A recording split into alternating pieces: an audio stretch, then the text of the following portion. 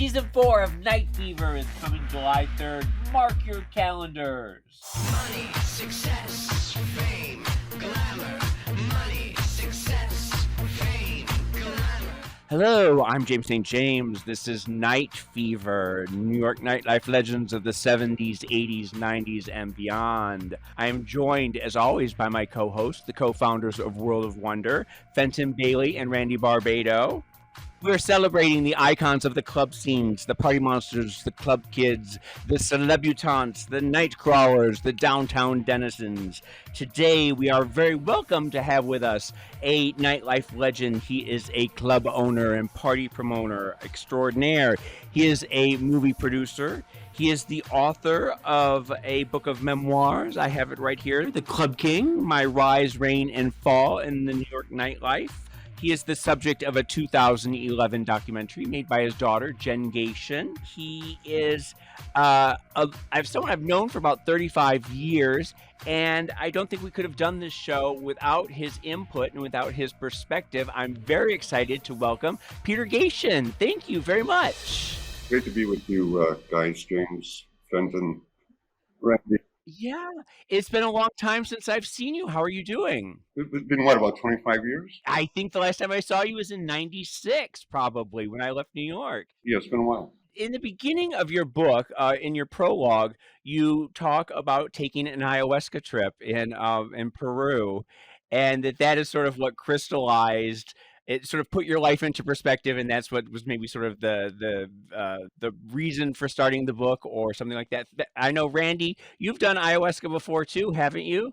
I haven't done it, but my best friend is sort of expert in ayahuasca, along with her wife. And I do understand for many people, including her, it is, this gateway to clarity. Yeah, a lot of people have had seen shrinks for years and years. They say this is like 10 years of therapy in one session. Jennifer, my daughter, basically bulldozed me into doing it. It was just like, I sort of done this LSD stuff and everything else. And she just kept pushing and pushing to the point where if you don't go, I'm not going to talk to you anymore. I mean, she was... So I went. Well, we didn't go to Peru. Actually, we went. It's upstate New York, and the shaman is like an accredited Western doctor. He's like unbelievable. All I can say is that when I came back, all I could talk about with my friends or whatever is you got to do ayahuasca, man. It just, it's not a high in that you're partying and whatever. In fact, the room was like 20 people.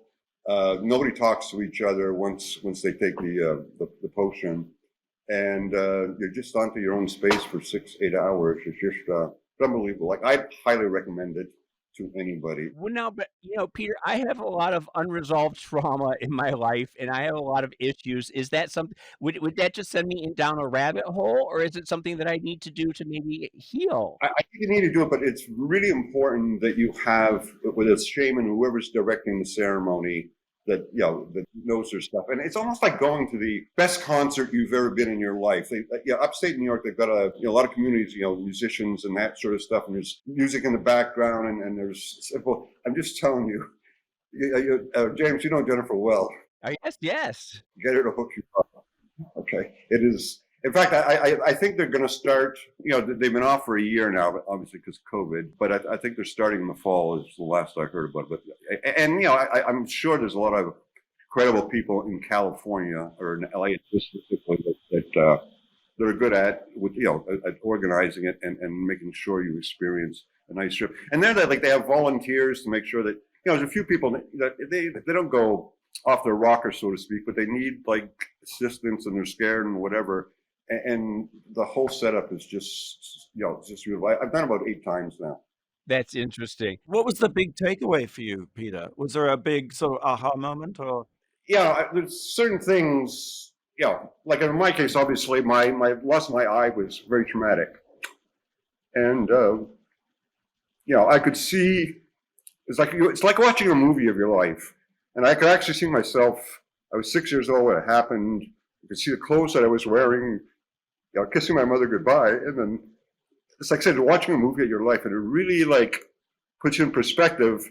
And it was like a lot of it was like, so woe is me, but it really made me consider geez, a lot of people around me were also affected by this. I mean, my parents, and whatever else. So this is, that's just the one experience. But you get into, like I said, you literally watching a movie of your life, and you can get into the details, the kiss, the conversation 40, 50 years ago, 60 years ago. It's amazing stuff. Let's get into that about losing your eye, because one of the things that I always remember about you, that I always remember hearing about you, was that you lost it during a hockey accident, and come to Yeah. find out that it was just sort of a PR thing that John Harmon came up with. It was something I never, you're written most of my years, something I never wanted to talk about with anybody. It was just like, it was very private. Right. So I don't know, he put it out there somewhere, and he said, well, I did. I said, well, that's not the way it happened. Well, nobody cares. Just, it was a hockey accident. So I never talked about it any more than that. But it happened when I was 6 years old. It was a baseball incident, right? I went to Catholic schools. Long story short, in grade 1, we didn't have our own baseball and bat to play. And I remember pestering the brother, father, whatever you want to call him, for like a week. Finally gives me this old ball that didn't even have a skin on it. It was just string. We didn't have a bat. So some kid found a broken mop stick or broomstick or whatever. And as I was pitching, I got distracted across the street, and I just turned my left, and it was right there. So I never really saw it. But anyway, that's the story. I guess you took the settlement money for that. You got a store, right? A jean store. In the 60s, and again, I come from a very small town. Cornwall, this is in Ontario, right? Right. It's a mill town, 40,000 people now. It was 40,000 people, 100 years ago. It's just one of those towns that always sort of stays the same. The retailers were there all like nice old Jewish guys that didn't know the difference between an elephant pant and a bell bottom and a tie dye. You just couldn't buy it in Cornwall. And this is during like the hippie era, right? Yes, in 67. So anyways, you couldn't buy bell bottoms or tie dyes or any of that kind of, everybody was wearing sandals and hippie shit. So long story short, I went to college at 1 year. I took Psych 101 just because I was like a bird course that in the 60s everybody took, and I figured I'm wasting my time there. It's like, what am I doing? So when I finally got the settlement, I got it actually when I was 17. I borrowed money from an uncle, against that money. I opened up a jean store. It's sort of the cool store in your town. The only store that sold blue jeans, and ties and sandals, and there was. It's so funny to think of you as in retail. It's very sort of incongruous. It really taught me a lesson in that. That's not what I want to do for the rest of life. I remember being tortured where a young girl of 14, 15 would come with her mother to buy a pair of jeans, and daughter would be crying, the mother saying the jeans are too tight. No, I want them. And I'm standing like a schmuck for 15 minutes. So, I can't do this. Back then, I bought a pair of jeans for $4, sold them for $8. Bought a T-shirt for $1.50, sold it for $3. You're hustling. Yeah, everything that seems simple. And then you bought a hotel in town. Your thinking was you wanted to open a bar, but to get a liquor license, you had to buy something that already had a liquor license. Yeah, liquor license in Ontario back then was two kinds. You had a restaurant license, which had sold 50/50, or you had what's called a hotel or tavern license. And hotel is like, not describing it well. Long story short, it had like 20 rooms, but it had a license that permitted you to sell without a percentage of it being food. And my opening act was Rush back then. For opening night, that you had a new band, that was Rush that nobody ever heard of or whatever. This is not Rush that sells out Madison Square Garden. And I used to travel to Toronto. Clubs were a little hipper there. Listen to bands on Sunday, Monday, Tuesday. Then I'd hire them for Cornwall. And Rush was the first one I ever hired. Disco is right around the corner, and you go to a disco convention in New York City. Yeah, first place I ran to in New York City, obviously, hearing about it all my life was 42nd Street. It was like, oh my God. I did in movies like, whether Midnight Cowboy or whatever, but it's like to go there as a small town Canadian kid and getting like, oh my God, it really is much worse than it was much worse in a better way. But it was, New York was great back then.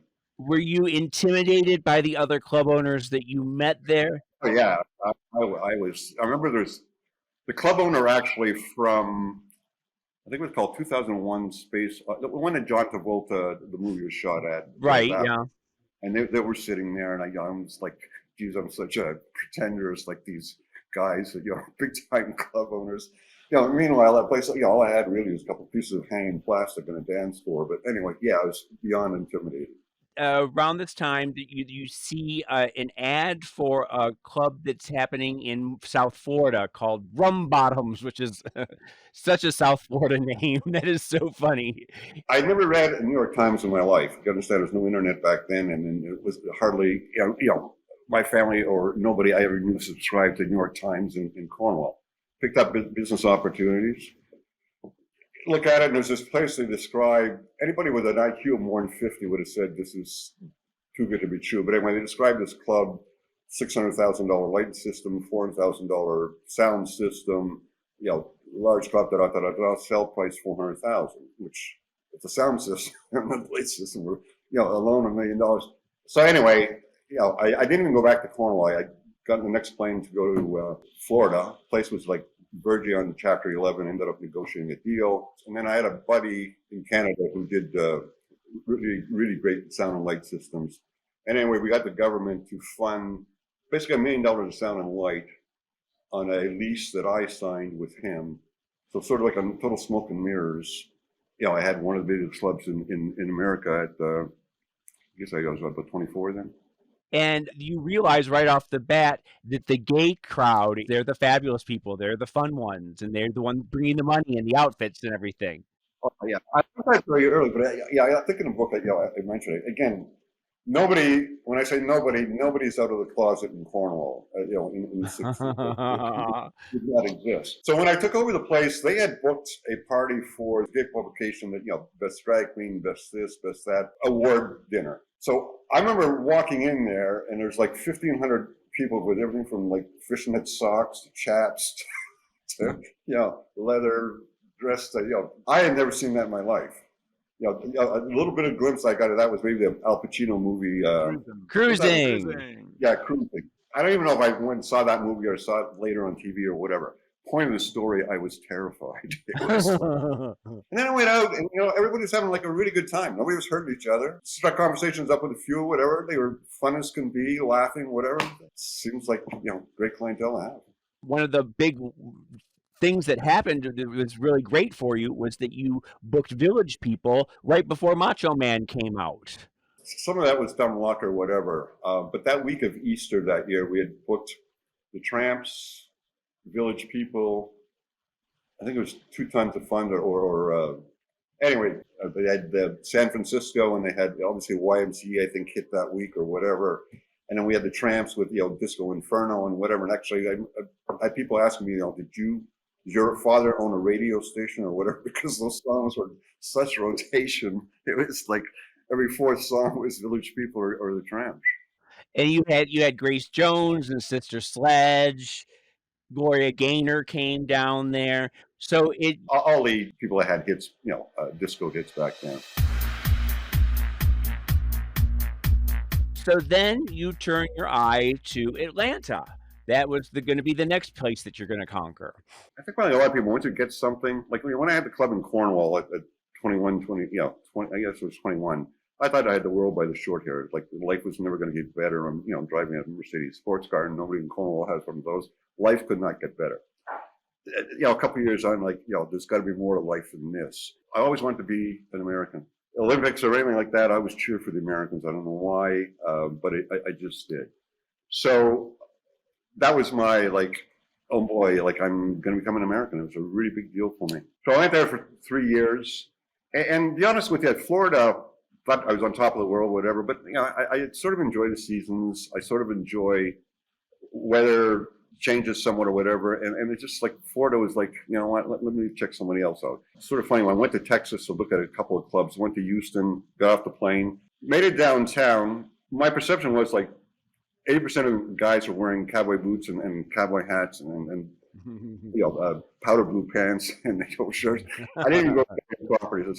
This is not this is not for me. So then I went to Dallas, and actually they showed me the theater that Oswald. Remember where Oswald got caught? Oh yeah, sure. Didn't have the right vibe or whatever. So I guess not. so I went to Atlanta, and we there's this place that was a dinner theater that they'd spent a lot of money, but it wasn't doing well, and we made a deal, and you understand the 70s. The 70s are best time.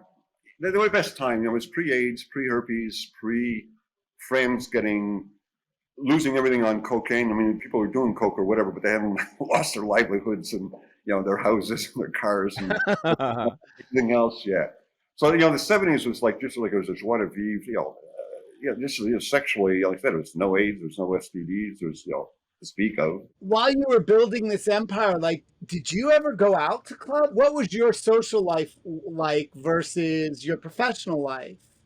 Social life, basically, the club I had in Florida, and I was young and I needed money. So we were open. We had a 6 a.m. license, so it meant I was in the office and we were open 7 days a week. So social life, did I go for dinner with my then girlfriend? Yeah, that was about the extent of it. And as far as going out of the clubs or whatever, to be honest with you, I don't know if I was pig-headed about it, but I sort of always focused on I'm going to be inspired.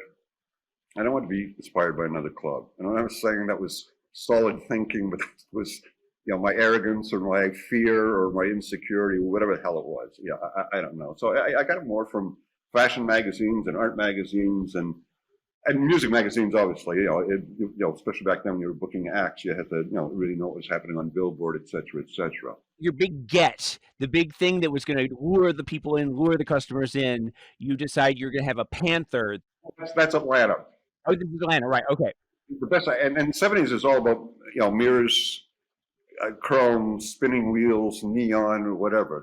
That was like the light show, and the sound was what you were trying to be better than everybody else was.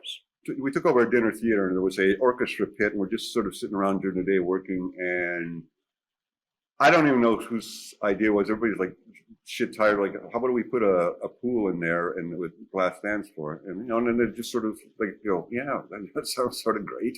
What can we put in it? And then how about sharks? And anyway, it just sort of snowballed. It was fun. I mean, the customers loved dancing over a shark cage. And I think I mentioned in the book, there's one night I'm by the front door and I hear on the mic, somebody just went through the dance floor. They fell through the glass floor? No, what happened is this huge guy, and we used to have, back then everybody, we had really tall speakers that you could climb up and dance on, which was, really added the ambiance. Actually, people used to almost fist fight to get on top of the speakers. It was, their thing. We had them on the stage, we had them all over. Anyway, he jumped from a 6-foot speaker on the glass, and it went right through. Okay. We always was in a panic. And actually, we had just taken the sharks off the night or two before. There were sand sharks. I don't know but the panic would have been crazy. But the crazy thing is, all we did is we put stanchions. It was a 4x8 piece that broke. It was like a whole bunch of 4x8 sheets of glass. Put stanchions around it, and everybody just kept dancing the night away like nothing happened. Your opening night, Andy Warhol agreed to be the sponsor, right? He was the host of the night. Yeah, he did the inviting. And that must have been, I imagine, having the Andy Warhol come to your opening night. That must have been sort of like the print that must have sort of given you, especially back in the early '80s, the whole art, whether it was even like a East Village artists or whatever, they're really starting to be more what you consider the lead horses or the cool people or whatever than models were, or whatever. Not that models or whatever were not, but they really. Culturally, they were really important to New York City. So yeah, I mean, it was having Andy Warhol participate in your opening night was. And so you met Andy, and did you get along with him? Were you a little intimidated? Oh yeah, no, I went to dinner with him probably about 3-4 times. Not just him and I, him and maybe 4 of us, 6 or whatever. I always thought he was a very shy guy. Smart as a whip, but definitely pleasant to be around. Like, you didn't feel like he was in any way ever going to be condescending or hurtful or whatever. He was just a mild-mannered, really nice. That was my impression. you also had met a lot of art installations there, which I think was a precursor to things that were going to happen in New York. Yeah, a lot of that, some of that came off of like, what's that club that was on the Lower East Side that's there forever? Pyramid, maybe. Pyramid Club, yeah. Okay, yeah. Yeah, they had like little, much lower budget or whatever. And Malcolm Council were the first art director we hired, came out of Pyramid Club. And you also had something called Exciters, which is interesting. You started hiring the kids that were to come, and you would pay them to come dressed up in fabulous outfits. And you called them Exciters, and they would sort of get the crowd going a little bit, right? Okay, I don't remember that one, to be honest with you. Really? Yeah, I really no. We always tried to do a party where at least it had some gay crowd enthusiasm or whatever. No, I remember. Did we hire dancers? I don't think we hired dancers until the late '80s or whatever. I'm even trying to think about that. Well, that's weird. No, because it's in your book, and you call them Exciters, and I kept thinking to myself that that's something that Michael always took credit for, that he was the one who started this. And here you were saying that you were doing this in Atlanta before you even got to New York. See, I had stuff. Okay, you had a few, but probably not to the extent. I'm trying to think like. Remember this used to be this guy who would dance and would literally, dance up the wall 6 feet and come back down, that kind of stuff. And then you always try to make your staff as artistically eclectic as possible. Not like, tattooed from head to toe, but you wanted your staff to have the sort of that art feel to them, or cool feel or whatever. But to be honest with you, I'll have to think about it. Maybe by the end of the interview, I'll remember. So was coming to New York, was Limelight your first club in New York? Yeah, I've been looking in New York probably about for a year and a half or two. And I tell you, you ask about inspired clubs. I remember reading about 54, obviously, for a lot of years. And I got to tell you, when I finally went there, I was really disappointed. I thought it, as compared to our club in Atlanta, from everything from sound to lights to whatever. I mean, I remember seeing the Moon and the Spoon, which I'd read about all my life. And it's basically 2 pieces of plywood on ropes, a little bit of Christmas lights on them. And listen, Studio 54 is terrific. I'm not, taking anything away from that. But so anyway, I tend to ramble. So, but when you came to New York, you were looking for something architectural, something really something different that would stand out. Yeah, when I came to New York, the chrome neon spinning wheels, whatever, had been done to death. So it wasn't like I could say, okay, Studio 54 had 2 of those big, or 20 of those big posts coming down. If I have 40 of them, it makes me better. Or if Studio 54 had 10 spinning wheels, if I had 20, it would make me more interested.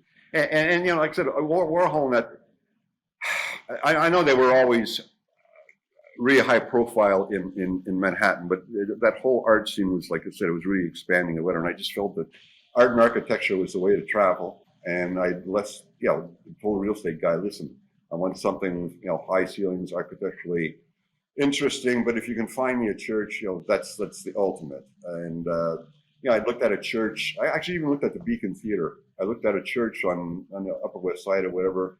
And then when this one became available, I didn't even negotiate the price. She had bought it the year before. She being the woman that ran the, I guess it was a rehab center. She had paid $600,000 for it the year before. Their new asking price was 1.6. I didn't negotiate. I didn't do anything.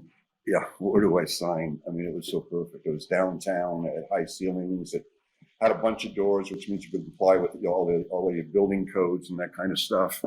And back then, 20th. That area, okay, there was nobody living there to speak of. I mean, those Bed Bath and Beyond and all those buildings were long time ago vacated. There were homeless people living there. The whole 20th Street was just like small box companies or industrial wherever. There's no restaurants or anything like that at all. So that when nighttime comes, the whole place is just abandoned. It's abandoned, and which is good if the fewer neighbors you have in nightclub business, obviously the better. And what was the state of the church? Did you have to put a lot of money into it? Oh yeah, it was the plaster was falling all over the place. It had been abandoned by the congregation about 35 years prior to that, and then this woman took it over as a rehab center. and they used the front part a little bit for off Broadway plays, but it was there's no heating, there was no it was a lot of stained glass was smashed. Yeah, I put a lot. Back then I was putting about $3 million. It was a lot of money back then. You went to Catholic school. Were there any apprehensions? Randy's a Catholic, I might just add, Peter. Here's was my way of justifying, and very comfortably justifying. A church is a building when people go in and pray in it. Okay, that's what makes that thing a church. The Catholic Church, and I was an altar boy for like a whole bunch of years. So I'm well into it, trust me. Catholic Church as a sacrament where they deconcentrate a church building. Okay. Now, if that ceremony is good enough for them, who am I to question it? And that's the way I justified it in my mind. Did you have people come in and pick it, or was there a big hoo-ha when you opened? Opening night, we literally had maybe 3 people with placards like "Don't dance on my religion" and that kind of stuff. And what sort of made the most commotion that night, and we didn't pay them; they were customers or whatever. It came with a crucifix that was whether it was 6, 8 foot long. They were gay guys. They were having a lot of fun. The guy in a loincloth on it, and the front door there was really like narrow, so they had to tip him like side to get him through. And that probably made the night. That was the big get. Yeah. And Warhol was there that night too. He was there opening night. So once again, you have that imprint. He used to go out a lot back then, not just our place area. He opened a club in London for me, opened a club in Chicago for me. I remember him and Cornelius Guest, and they sort of had that entourage that, they were all over the place. Not all, all over. They went out a lot. They were nightlife people. It was Whitney Houston, the first time she ever performed in public was at the Limelight. Yeah. Do you remember that night? Yeah, very well. What happened that night, we were doing the party for the Jackson family reunion. All right. Remember the Right, sure, the Motown, yeah. called a blockbuster tour, and we had huge blockbusters, all over decorating the place. Somebody misplaced I don't know if it was needles for whatever, or a mic or whatever, and it was delayed about 40 minutes, and it was like a big hustle to go find whatever it was that was not allowing it. Yeah, but her performance, I remember talking to Clive Davis about it. Nobody had really seen it. He said, you can see this girl tonight. I'm telling you right now, she's the greatest thing you'll ever see. And she was really great. So much of Limelight, I remember mostly Fred Rothbell Mista up in the library with the VIP room. Amazing, amazing character. That VIP room, the library was it was where everybody ended up every single night. It was the detailed crowd. Yeah, I had a real cross section. You had like sort of downtown Brest, whether it be the Stephen Sabins or the Michael Mustos, and then you'd have like art dealers like Andrew Crispo, and you remember him, right? Oh, I remember Andrew. Yes. You have sort of some business Wall Street guys in another corner, and then you'd have some rock and roll people. And Fred was so good. By the end of the night, a lot of these people would actually be talking to each other. It's like sitting in each other's couches or whatever. Fred was really good. Fred was a character. Fred was somebody who would talk to, a prince and a bellboy or a busboy. He treated everybody the same, and everybody loved. He was just a New York character. He could be pretty snippy at times too, man. He was very witty. I mean, he was funny witty, but he was like he was he was aggressive. He was sort of a snappy old school queen. Yeah. But everybody ended up always having a really good. I always remember Billy Idol being there. I remember meeting Drew Barrymore as a 10-year-old. She was up there. Yeah. All right. It definitely seems to me that there are sort of two Limelights. That first period of the Limelight, and then the sort of club kid period of the Limelight. Well, the club kid thing, but it's a different era in that the 80s. There was no like tabloid TV shows back then. Like I remember, and I won't name specific celebrities, but I'll name seeing them like in horrible condition. Okay. But they didn't worry about it back then. And it wasn't like, somebody's going to snap a picture of them or this or whatever. So I think they were much more comfortable in letting it all hang out. And then, the 80s, I mean, AIDS, like really, for New York, or at least the nightclub, I mean, 85, 86 to 88, 89 were very hard to do anything that was exciting. Those years I opened London, I opened Chicago, because they hadn't been hit anywhere near what New York had, and you could, do stuff that was interesting. So those years we did, we basically went tourists for the most part. There was a lull, and then that's when Michael came in to do the first Disco 2000. I guess that was 89, probably.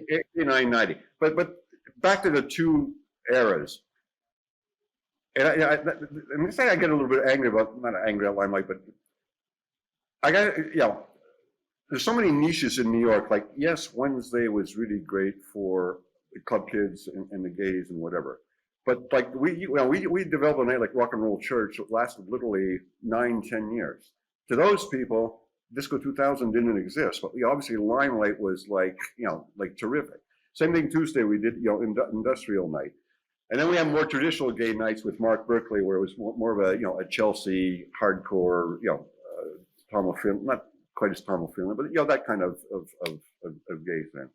And we'll talk a little bit later about when you started doing hip hop nights at Tunnel and Palladium. Yeah. But just to go back to this, because it's interesting, because like those other nights were equally as successful, right? They were like part of the engine of Limelight, and it was legendary in those circles as 2000 Disco 2000 was, and probably more financially solvent for you. You probably made more money off of those nights than you probably lost the money on Wednesdays. No, we never lost money.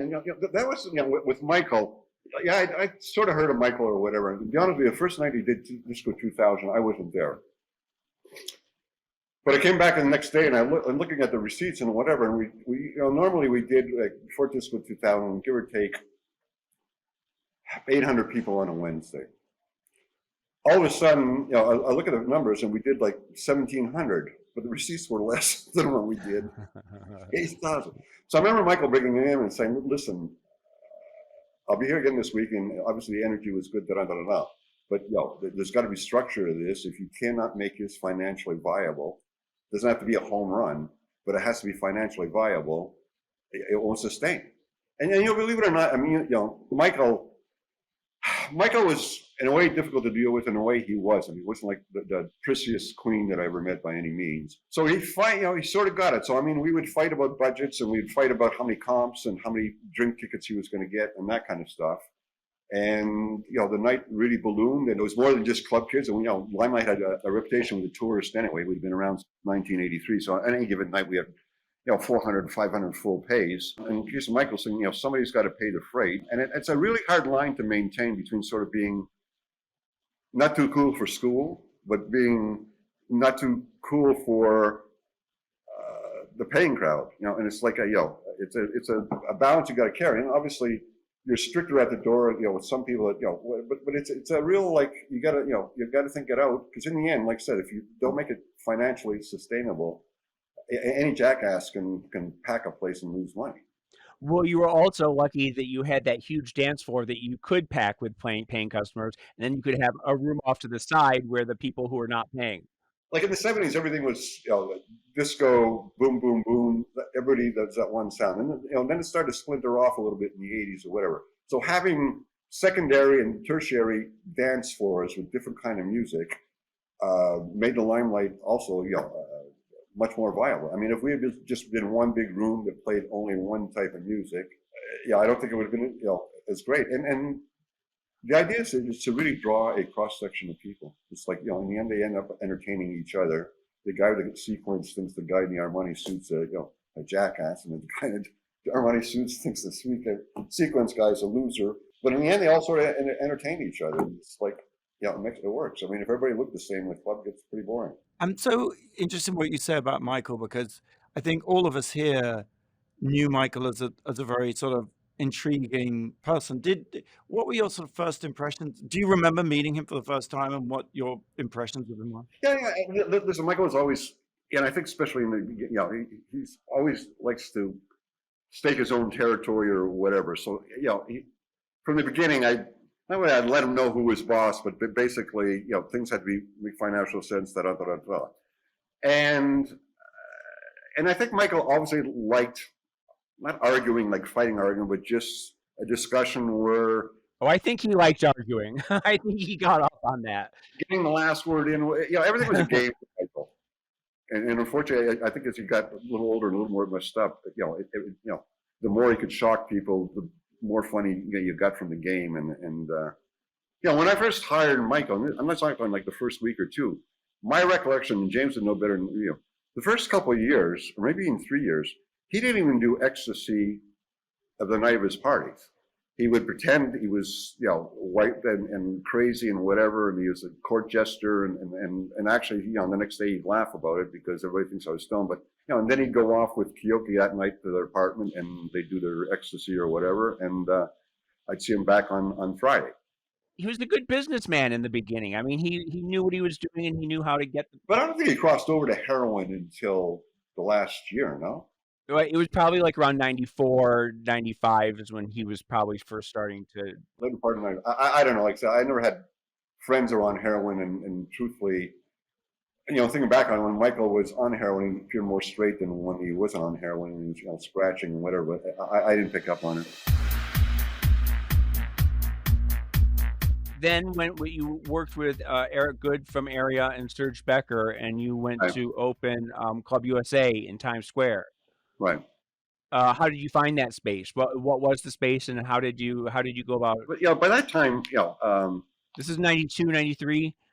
yeah, 91, 92, it's probably 92. There were very few club owners that last, truthfully, much more than 18 months, 2 years. So, by that time, I was, developing a reputation of knowing what I'm doing. So I was starting to get other people. Ian Schrager was in partners with the guys that owned that property. It was a group that, they also owned the Paramount at the time and the Royalton or whatever. So Ian introduced me to a guy's name was Arthur Cohen, who owned the building. It was a theater, right? Yeah, it was a theater. So I was brought to it by Ian Schrager. Then Eric was helping with the concept, and you brought in Mugler and you brought in Gautier to design different rooms and different things. And there was that giant slide that I remember. Well, that slide is, even made it on the Seinfeld show. But People still talk about that slide going from the second floor to the first floor into the dance floor. A couple times our busboys were actually charging people at the top. We don't find out later, $2 or whatever. But yeah, it was popular. And even our Sundays with Mark Berkeley, which was a gay night we used to call, I think we call it Bump. Oh yeah, Bump, sure. Yeah, because there was, it was obviously, anyway, it was after the slide. You then bought the tunnel as well, which was it Ellie Diane who owned it before? Who was the? But when I took over the tunnel, it had been abandoned for at least 2 years. Mm-hmm. The last sort of incarnation, I think it was more of a Spanish club or whatever. So anyway, a realtor, called me up, saying, why don't you go look at that space? So I said, fine. I looked at it. It was too small for concepts I wanted to do, but the landlord was more than willing to lease extra space. So, the tunnel that we had was probably at least 3 times the size, if not 4 times the size of the original tunnel.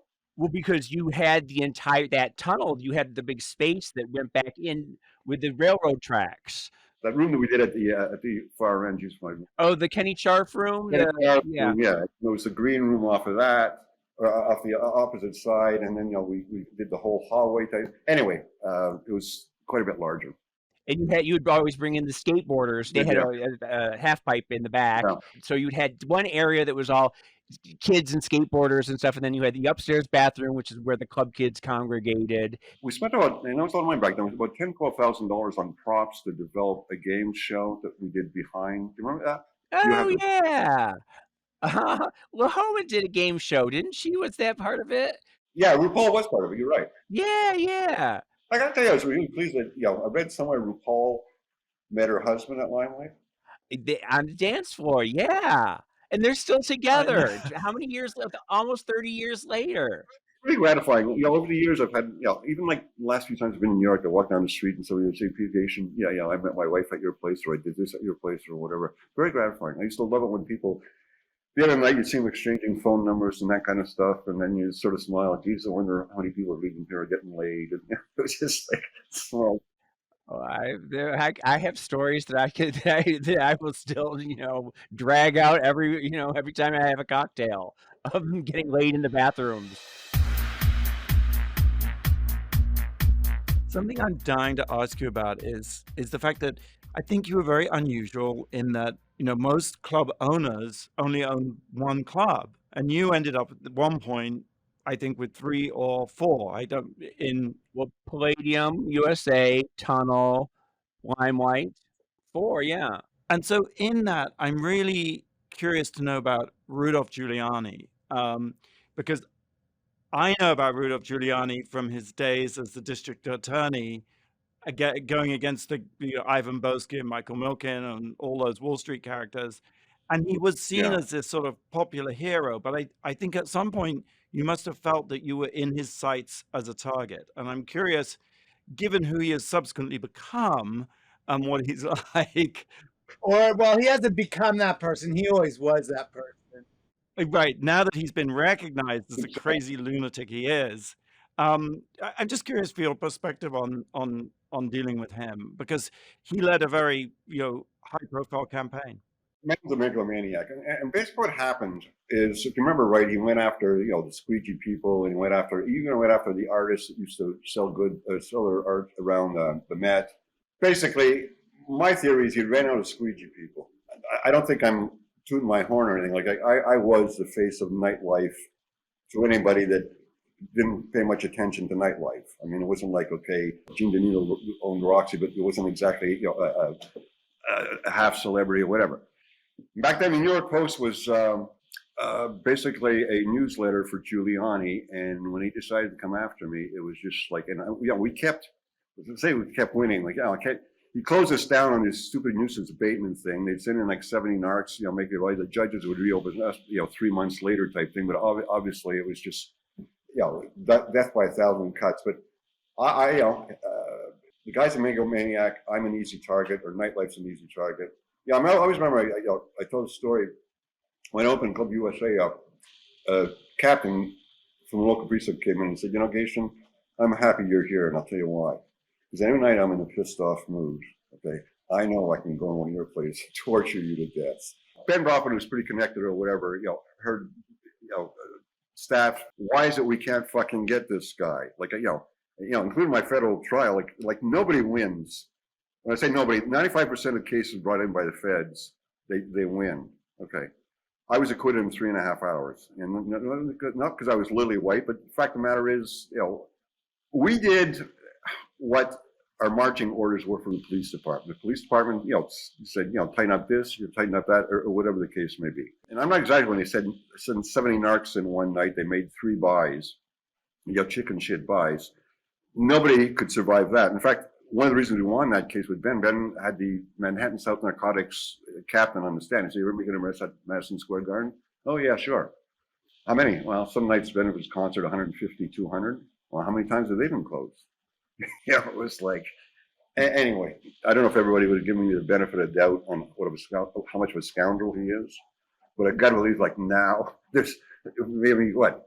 The mega crazy crowd, people that might believe this shit, but nobody else does. Like, what a friggin' loser. At a certain point in, I guess, what is it, 95, 96, you had the DEA and the FBI, and everybody is coming in trying to get you and trying to bring you down.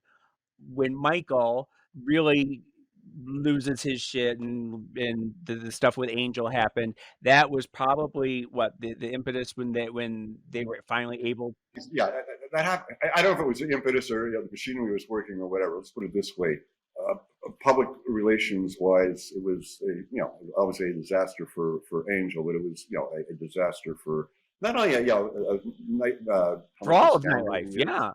Yeah, I view the club kid thing is a bunch of young people who really enjoyed going out in a secure environment.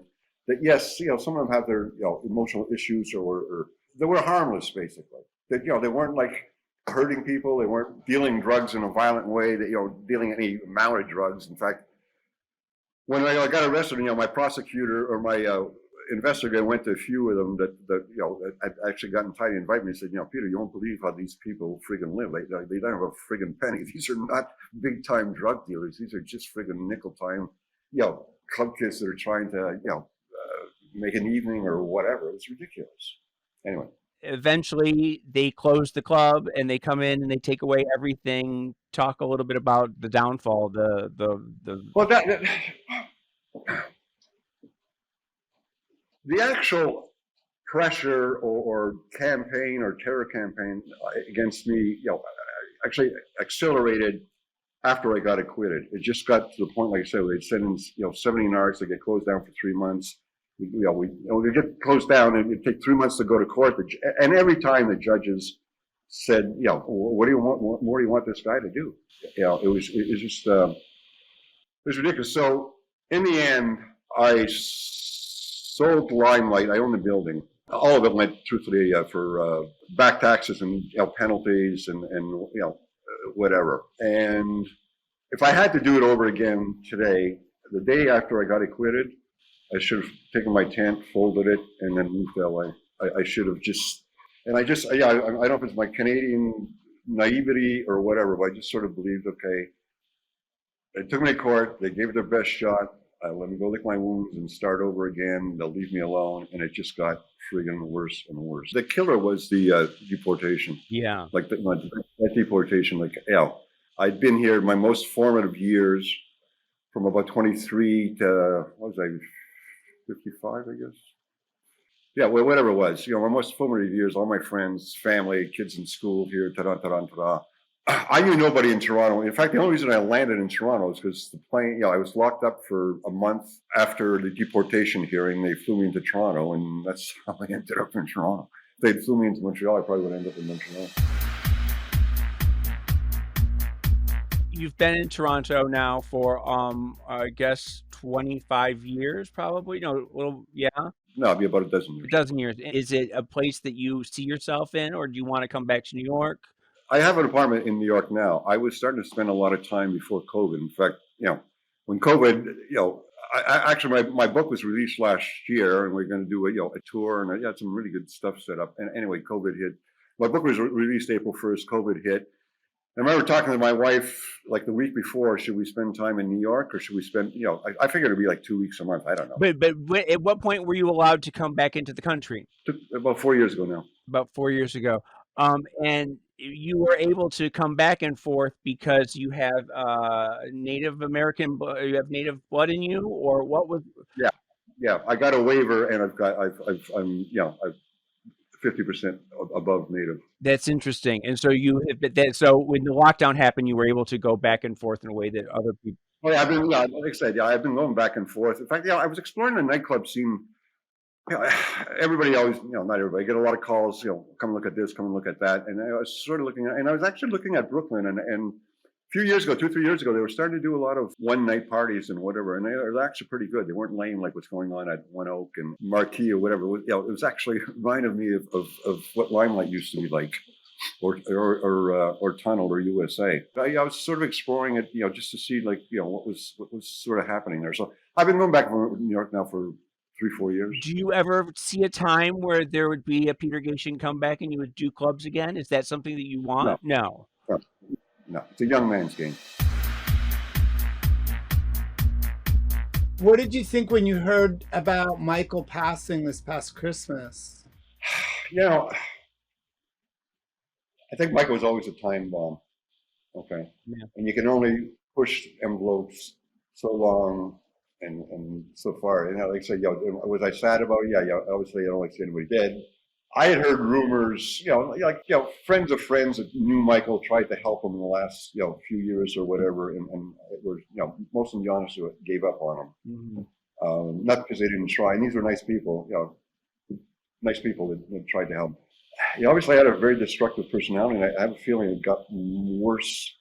In jail will do a little bit to your head also, so it's not like I'm belittling him or whatever. But Michael, When was the last time you talked to him? I wouldn't talk. I wouldn't have talked to him. You hadn't probably talked to him in like 20 years, probably, right? Yeah, 25 years. Yeah. He sent the letter when he was in jail very much, I'm sorry, I apologize, da da da da da da. And then even when he got out, he did some, not that I give a shit, but it's sort of some like Peter Gation bashing that, I just thought the kid, he didn't learn anything. And like I said, Yeah, it's true. He had 17 years in which to rehabilitate himself or to come to a different idea, and he didn't really. and don't take this the wrong way or whatever, but some people, like Arthur Weinstein, I love to death. Okay, Arthur died. Arthur. Oh yeah, of course. Mhm. Okay, some people I think are not programmed to age, Yeah, to get old. They're just not. it's true. It's true. There's some. Yeah, there are definitely people who have their moment in the sun, and then it's. Did you understand that? I mean, because he looked up to you. Like, did you kind of understand that early on? Like, because you were watching. No, listen, Michael really crossed the line with me, and once when I say cross the line, something in sort of like implying that I was the one that owed Angel money. Like I never got drugs from Angel in my friggin' life. Trust me, Angel wasn't even allowed in the club. And then and listen, I understand what the pressure the feds could put on, but he sold me out. Yeah. It's true, and I remember being very frustrated with Michael because you had been a mentor to him, and he had looked up to you. And when he sold you out, I remember thinking that was a sort of it was a disgusting. It was Yeah, it's like Even before that, like when the darkness started happening, it was like, it manifested itself very specifically, but like it just felt like. you were there. You did offer to put him into rehab for many times. I remember offering him, and I remember Elsie, his mother, was another character to say the least. Coming to me to beg him to put. And I said, "Listen, Elsie, I'll put him in. Be happy to do it, but I got what I've got to tell him is, listen, here's your choice: you either go or you're fired." And I can't say, and I cannot do the no firing part, okay? Because then I have no credibility, and I'll never go. Oh no, Peter, you can't do that. You fire him, he'll hang himself, this, that, whatever. You understand at the time also. I got 3 clubs at that point. Hundreds, if not 1,000 employees or whatever. So Michael wasn't the only thing. But do I think I went beyond the call of duty with him? Yeah, I can look myself in the mirror and say, you know what, I did is more than could have been expected, and he just friggin' punched me in the face, man. I do think, as you point out in your book, that one of your lasting legacies is the hip hop nights and the things that you did at Palladium when you would have. I remember Sean Combs was Sean Puffy Combs was handing out flyers when he first hit the scene. The other day, I forget what I was looking at or whatever. But anyway, they showed a picture of Jay-Z first album release party at the Palladium. Yeah, and you had Jay-Z was a promoter there. You had Lil Kim, 50 Cent. You had all the Wu-Tang Clan. Everybody performed at Tunnel. If you got to be on stage at Tunnel Sunday nights, you had friggin' bragging rights, and like you were big dog on in the neighborhood. And I remember meeting.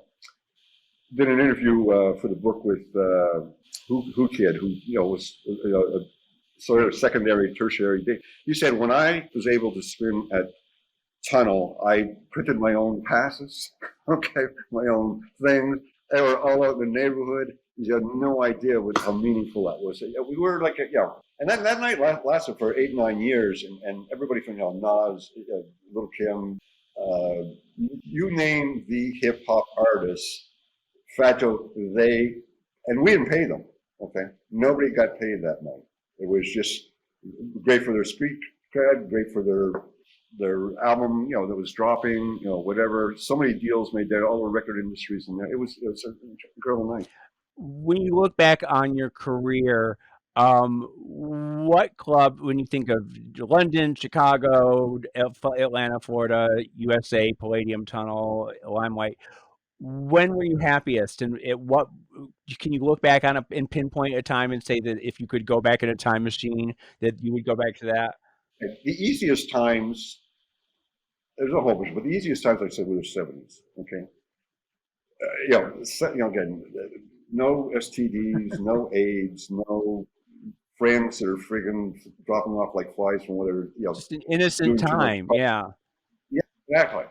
And truthfully, was there a DEA back then? I don't know, but it wasn't like, unless you were moving kilos or something like that, you certainly didn't worry about it. So maybe go back to the beginning. Go back to Grace Jones at the Rum Bottoms. Well, yeah, I mean, those are great times. And was I really happy, gratified between 90 and 96, or 91 and 96 when I had the 4 clubs, and I could go from I could go from on a Sunday night from the greatest hip hop artist to whatever to go over to Limelight, and there's Pearl Jam and whatever and Prince performed, Red Hot Chili Peppers, Marilyn Manson. And from there to go to Club USA, which Mark Berkeley used to have that bump night. You'd have like literally 25 to 3,500. Just totally sweaty people having the best times of their life. And then I remember going to Palladium that night, and Nathan Lang was doing a benefit for Broadway Cares. I felt like sort of like I was that guy in Ed Sullivan's show with the spinning wheels and the spinning plates. Just you'd run over there to fix it and whatever. Yeah, it was like a fun time. I remember your daughter was involved in a lot of the clubs. I remember she was I did the door with her at Limelight, the door with her at Tunnel. She really grew into an amazing woman, didn't she? Yeah. Well, she was young at the time. I basically had the choice.